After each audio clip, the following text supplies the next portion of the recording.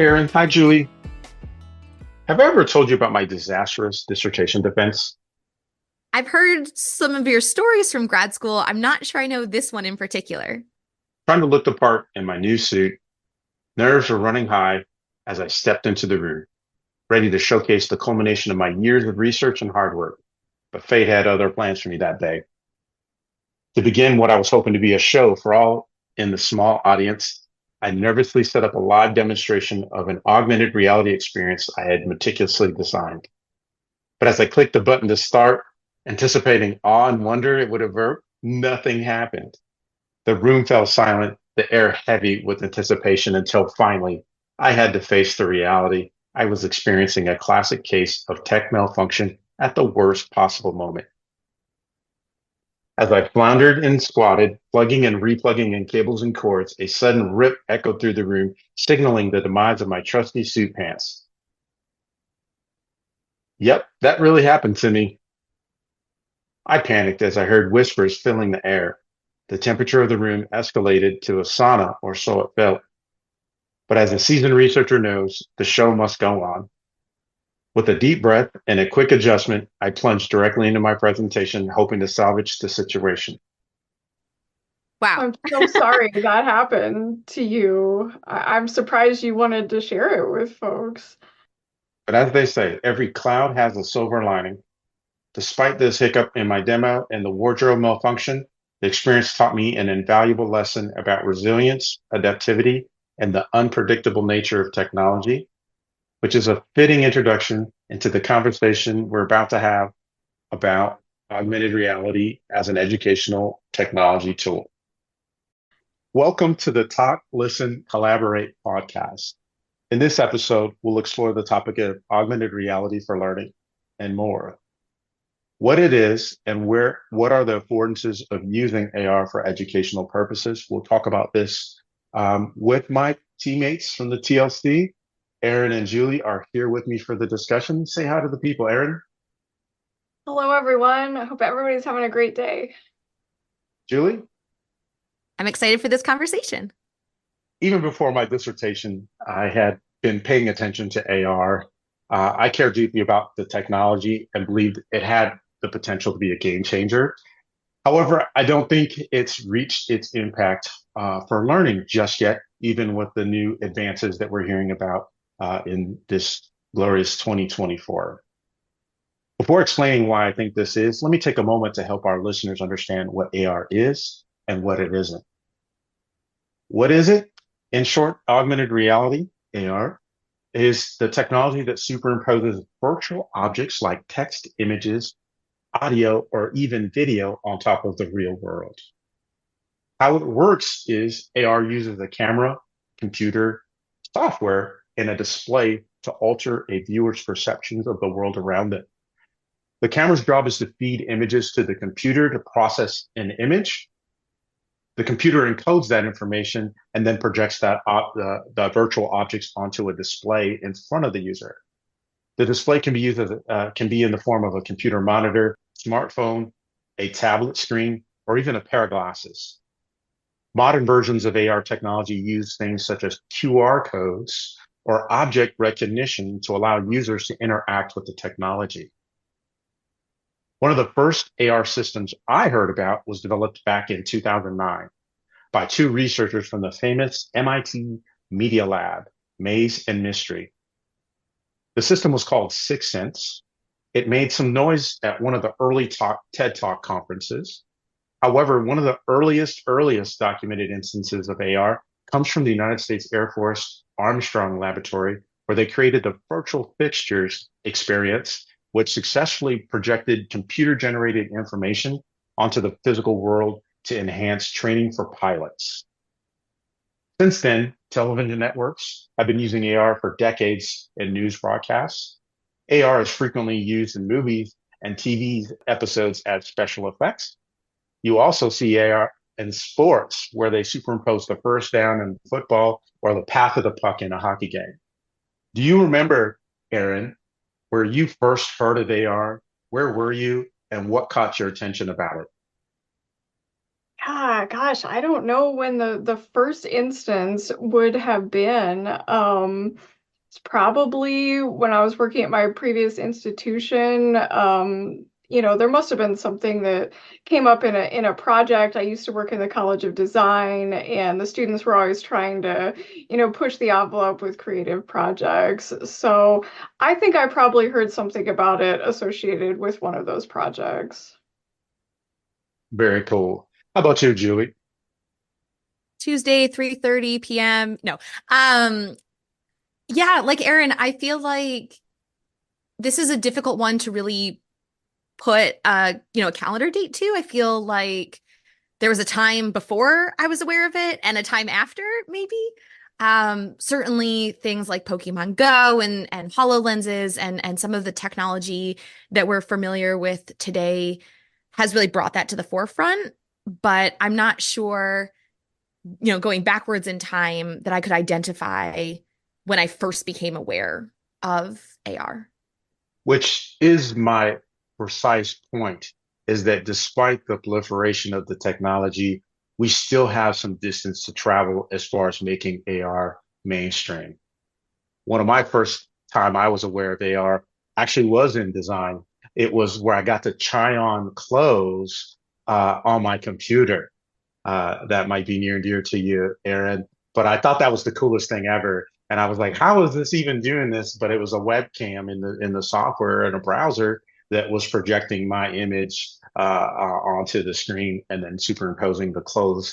I think it was a pair of shoes. I got to see how fast I looked in a new pair of shoes. That was pretty I was cool. actually going to ask if it was the suit that you got for the dissertation defense, if you were trying on a few different ones virtually first. Aaron, too soon, too soon. Sorry. Hilarious. Sorry, not sorry. Fantastic. So, Quincy, what is the difference between AR and VR? In my opinion, AR and VR are both very immersive technologies that are designed to alter the perception of the reality of the user, but they do so in different ways.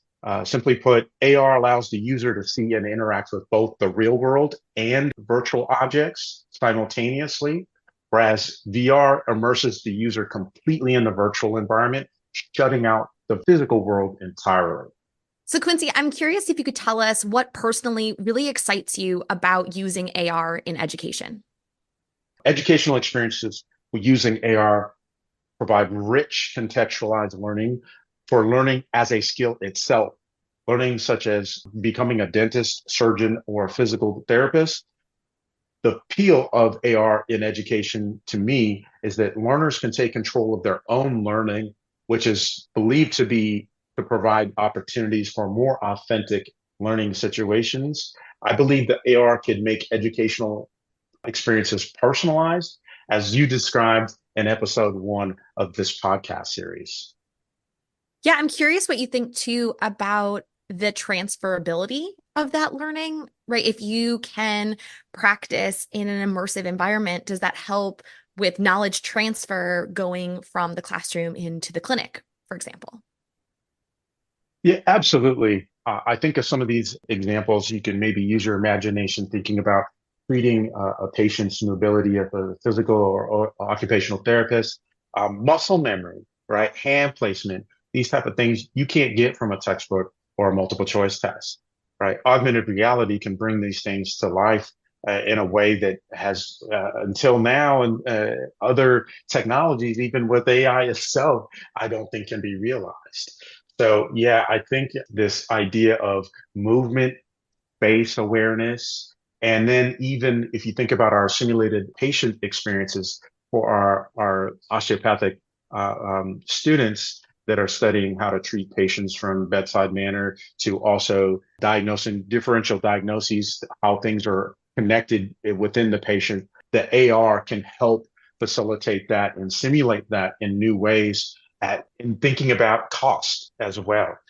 It might cost a lot of money up front to be able to build these scenarios, but they can be reused and they're safe and they allow the students to make mistakes without consequence. Yeah, it really is hard to put a price on having really good practitioners out there in the real world. So to allow our students to have these kind of experiences ahead of time is amazing. They are going to be so far ahead when they go for their first position in healthcare. With all of these trends that we're looking at in this podcast series in educational technology, they're all moving really, really fast. How do you manage to stay up to date on all of the recent trends in AR? I like to review the Horizon report published by EDUCAUSE. Have you heard of that report before? I have, actually. You introduced me to it. There you go. Well, to explain to our listeners, that tells you what an advocate I am for the report. It's an annual publication that outlines the potential trends, challenges, and opportunities that educational institutions might face in the coming years. The recent Horizon report makes a compelling case for how AR has the power to enhance learning in ways that have never been possible before.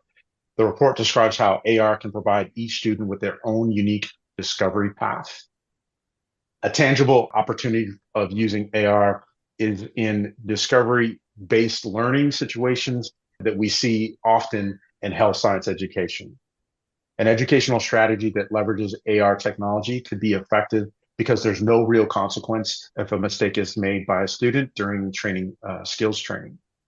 For instance, what if during a dental training, a student could visually learn different bonds between dental materials? It could be both engaging and educational for students at the same time. Aaron and Julie, you both have been pretty dialed in on the AR technology too. What comes to mind when you think about how AR educational applications can be used?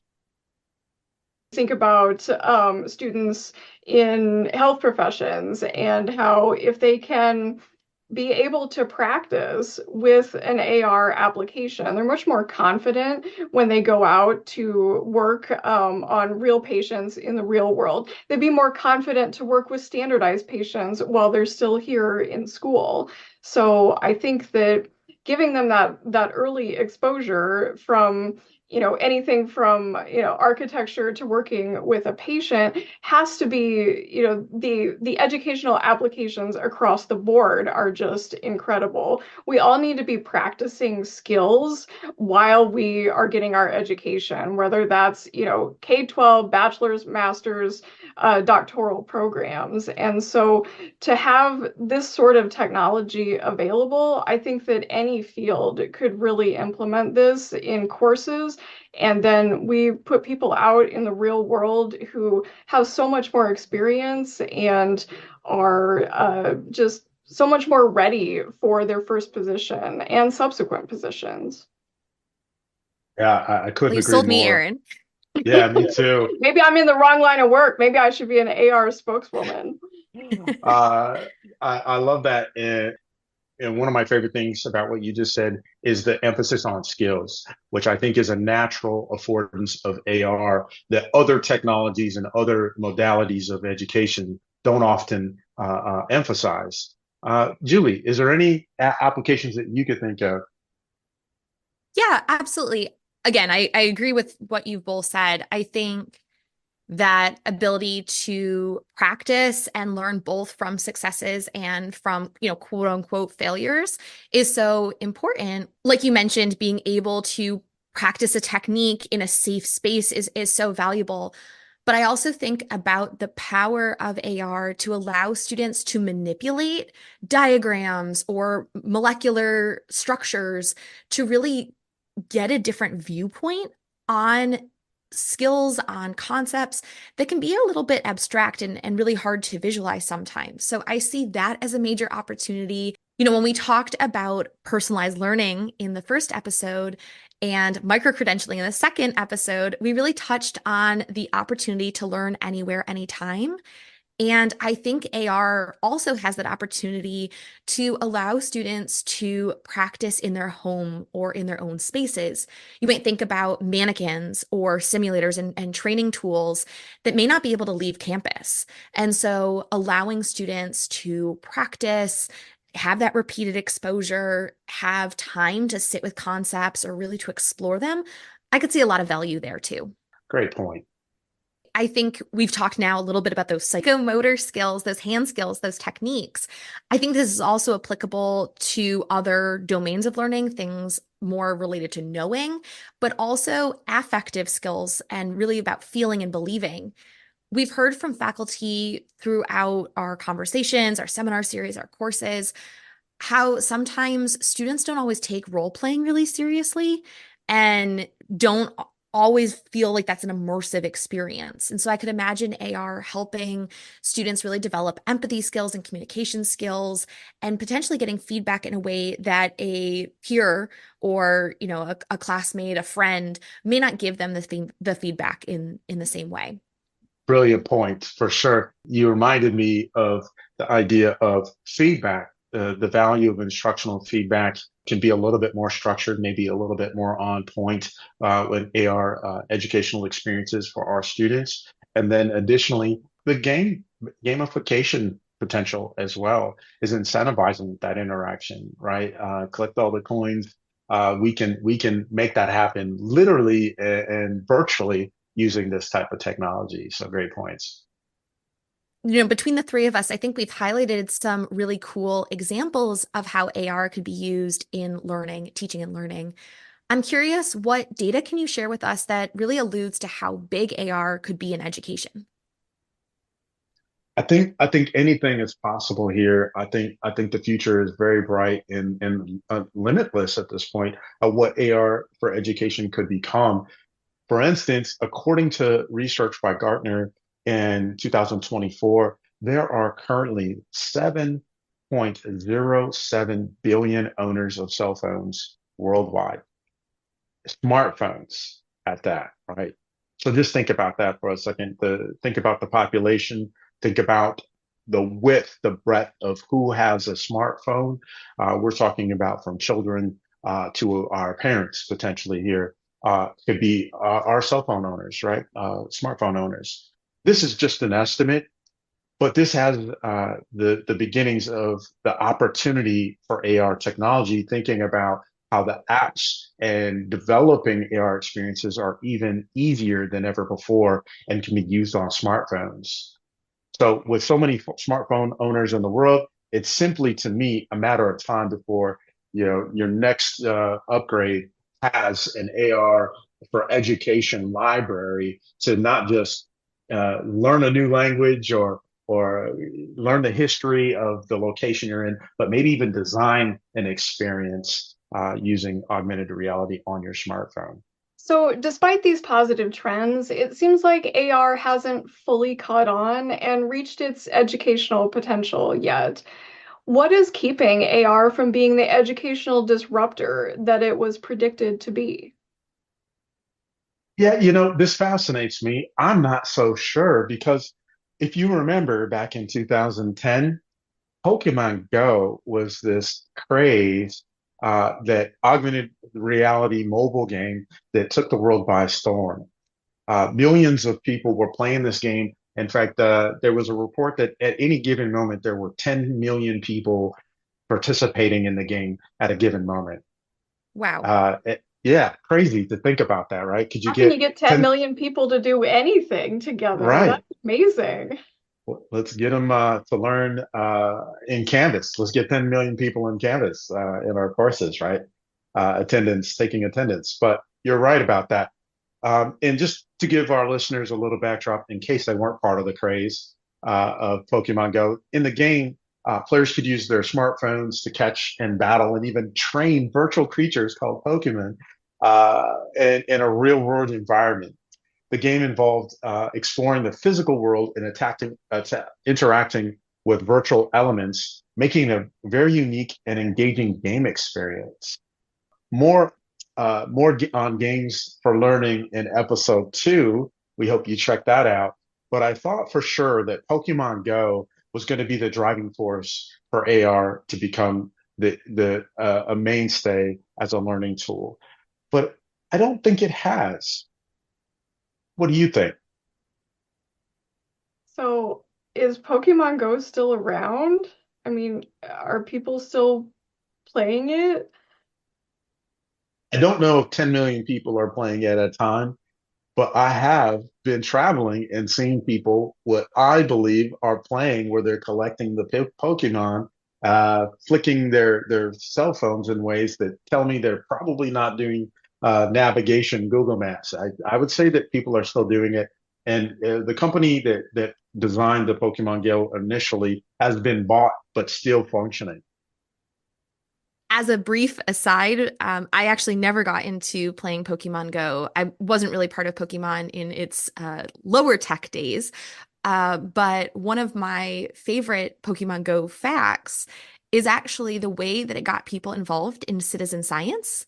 So I read an article and heard a podcast that was really talking about ways in which environmental scientists were using data from Pokemon Go to help them identify, say, estuaries or smaller waterways that weren't really as well represented in satellite imagery or in kind of Google Maps or other navigation systems.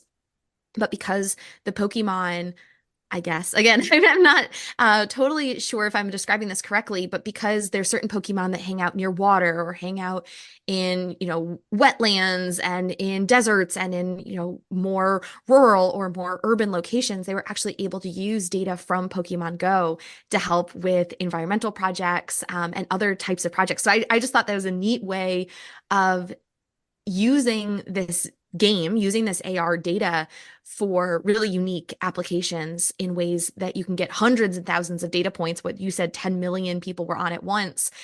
Use that data in some really interesting ways. Brief aside there.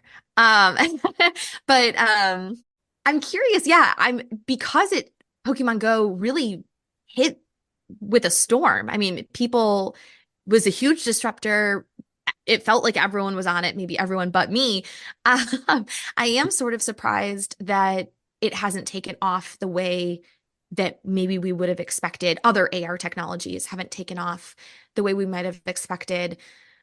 There's a new major player in the AR game who might help accelerate AR's momentum, in my opinion.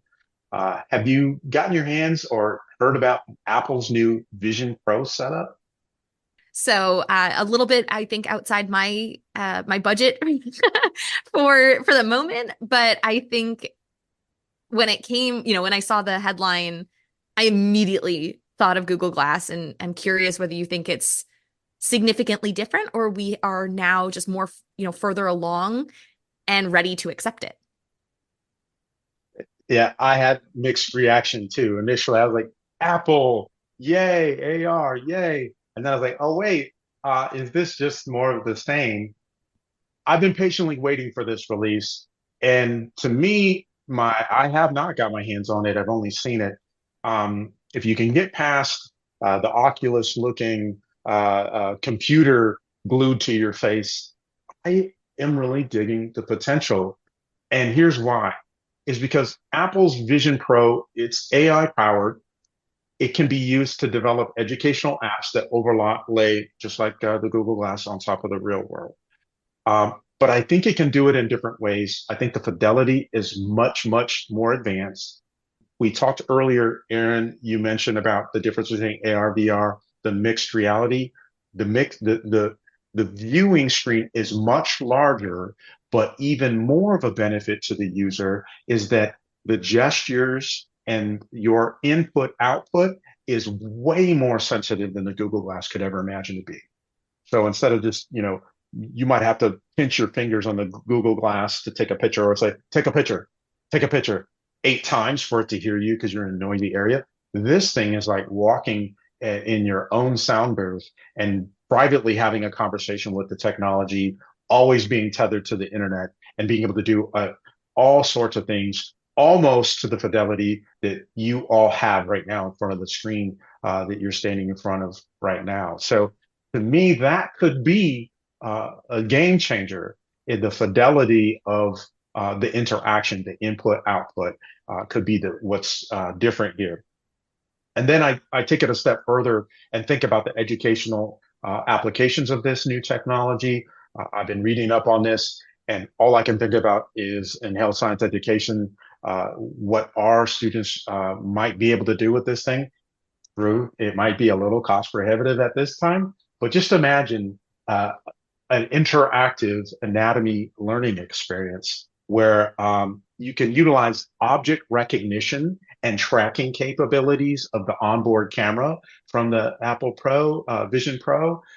Just imagine that it can understand what you are seeing, where you direct your head to look at the cadaver, and or it's a virtual cadaver, and that you orient it yourself with hand placement or moving, manipulating soft tissue to see insertion point of a muscle or something to that effect.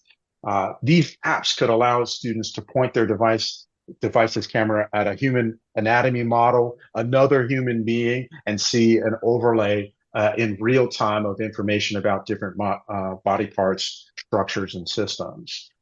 Users can interact with 3D models overlaid on top of the image to explore anatomy from different perspectives, back to your point earlier, Julie. So via Apple's Vision Pro onboard computer vision technology, I think that you could even program diagnostic training simulators for our medical, dental, physician assistant students as well. I could see these simulations that could use image analysis algorithms to recognize and analyze medical images such as X-rays or MRIs or even CT scans. How cool would that be? Right? We can train them how to read these things and look for certain things, looking for landmarks, right? The software, the technology, the Apple technology can do this and send feedback back and forth, be responsive to students as they interact and train on these things. They could practice interpreting these images with a simulated clinical environment. Yeah, that also came up earlier, right? The fidelity matters when it comes to the transfer of new knowledge and new skills. You can receive feedback and guidance on their performance beyond just gamification, right? They can be coached along to get to that ideal performance. So then when they do show up for that OSCE or that practical exam, they're going to be a little bit better at their hand skills. What do you think about Apple Pro? So I don't think Apple would have released something unless it was at a certain level. I know that it's a 1.0 product, but my partner, who is an IT professional, said that this is the least impressive Vision Pro they're ever going to release. 2.0, 3.0, 4.0, each version is going to be even more impressive. Just look at that list that you just made of all of the applications you can think of it now. But what about in 5 years when, we're on version 5 and you've seen how the iPhone has improved, the Apple Watch has improved, all of their products improve. So I think the educational applications here are just going to be absolutely staggering, especially for medical education, for health sciences education. What we can put our students in touch with this technology is going to really increase what they, scenarios that they have in their degree to give them way more experiences. So they're better prepared to work with the larger population when they get into their own practice. So I'm excited about this for all kinds of applications, but especially in medical education. Yeah, a big tech company like Apple could be just the right force that drives AR to mainstream. Julie? Listening to both of you, I definitely see endless possibility, but I'm struck by the the past maybe of AR, and I'm curious, looking back at the Horizon reports over the last 10-ish years, right, have really said AR is coming, AR is coming, over and over again.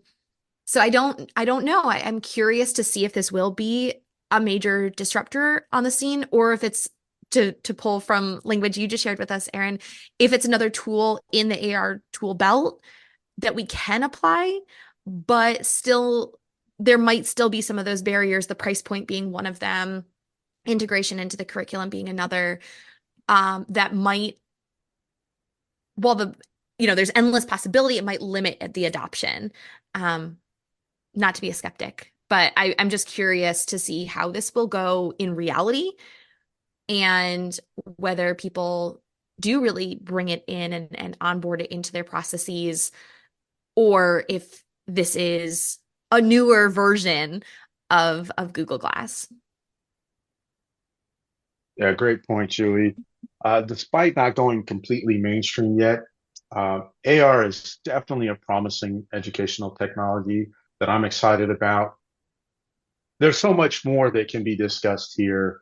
AR clearly has a promising future in educational technology, but the conclusion here is that maybe there's some distance still yet to be traveled. For our next time, we can continue this conversation. I hope that you reach out, our listeners. I hope you weigh in the discussion. Use the comments below to let us know what your thoughts are about AR and how it could be integrated into education. Love to hear from you. In the meantime, thank you to our listeners for dialing in and being a part of this discussion. Aaron, Julie, and the entire TLC team, including Brenda, thank you for this conversation about AR. This is the final installment of this quarter's seminar series, but we hope you tune in for what we have for you next quarter. That's all for now.